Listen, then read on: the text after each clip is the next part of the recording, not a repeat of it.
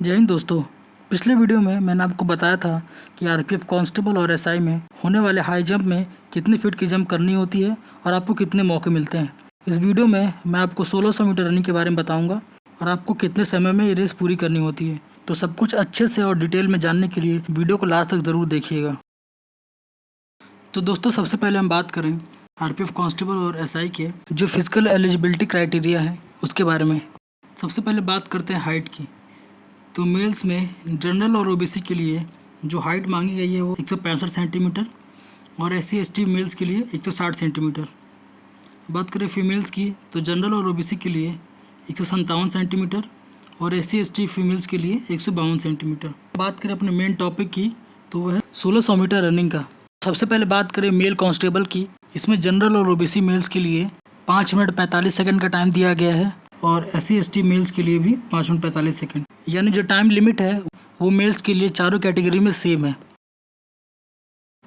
अब हम बात करें सब इंस्पेक्टर मेल में तो जनरल और ओबीसी मेल्स के लिए जो टाइम लिमिट है वो है 6 मिनट 30 सेकंड और एससी एसटी मेल्स के लिए भी 6 मिनट 30 सेकंड का टाइम है। यानी इसमें भी मेल्स के लिए चारों कैटेगरी में जो टाइम लिमिट है वो सेम है। अब आते हैं फीमेल्स में सब इंस्पेक्टर पोस्ट के लिए 800 मीटर रनिंग में। जनरल और ओबीसी फीमेल्स के लिए टाइम लिमिट है 4 मिनट का और एससी एसटी फीमेल्स के लिए भी 4 मिनट का टाइम दिया गया है। अब बात करें फीमेल कांस्टेबल में 800 मीटर रनिंग की तो जनरल और ओबीसी की फीमेल्स के लिए 3 मिनट 40 सेकंड का टाइम है और एससी और एसटी फीमेल्स के लिए भी 3 मिनट 40 सेकंड का टाइम दिया गया है। अब हम बात करें सब इंस्पेक्टर मेल्स में लॉन्ग जंप की तो जनरल और ओबीसी के मेल्स के लिए 12 फीट की लॉन्ग जंप और एससी और एसटी मेल्स के लिए 12 फीट की लॉन्ग जंप। वहीं पर जनरल और ओबीसी फीमेल्स के लिए 9 फीट की लॉन्ग जंप और एससी और एसटी फीमेल्स के लिए 9 फीट की लॉन्ग जंप मांगी गई है।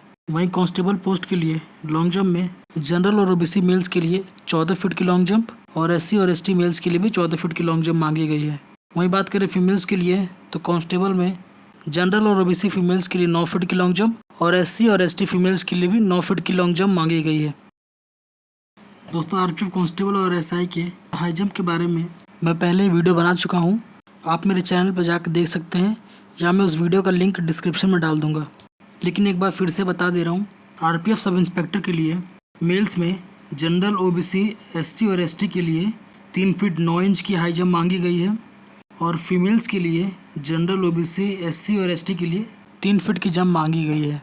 वही बात करें हाई जंप कांस्टेबल की, वो मेल्स के लिए जनरल ओबीसी एससी एसटी में 4 फीट की है और फीमेल्स के लिए जनरल ओबीसी एससी और एसटी फीमेल्स के लिए 3 फीट की हाई जंप है।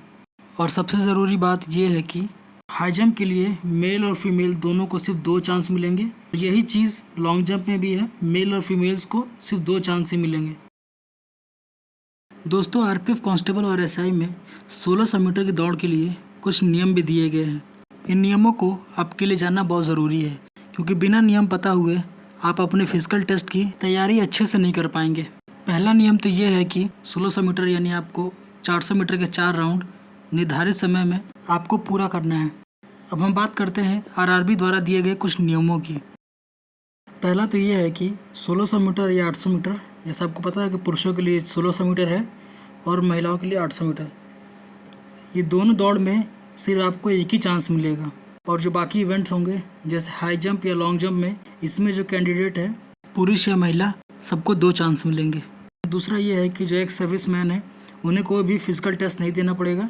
इसका मतलब उन्हें रनिंग, लॉन्ग जंप या हाई जंप नहीं करना है, हालांकि उन्हें फिजिकल मेजरमेंट टेस्ट देना पड़ेगा।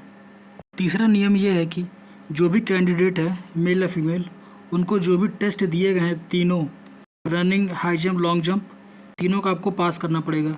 चौथा रूल ये है कि जो भी कैंडिडेट 1600 मीटर रनिंग या 800 मीटर रनिंग क्वालिफाई कर लेगा, उसके बाद उनका बॉडी मेजरमेंट होगा।